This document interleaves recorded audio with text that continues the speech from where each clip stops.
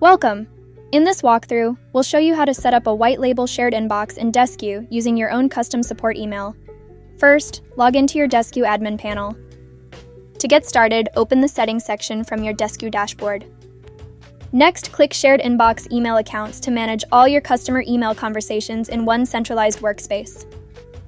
Click Settings in the Action column to include the tools that help your team organize, manage, and respond to customer conversations more efficiently. Open Settings to configure your email workflow. Click the Edit panel and authenticate your custom support email domain.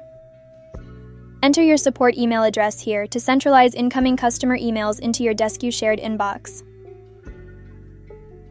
Once your email details are configured, save the settings to activate communication between your customers and support team. Finally, authenticate your domain using the required DNS records to improve email deliverability and prevent messages from landing in spam folders.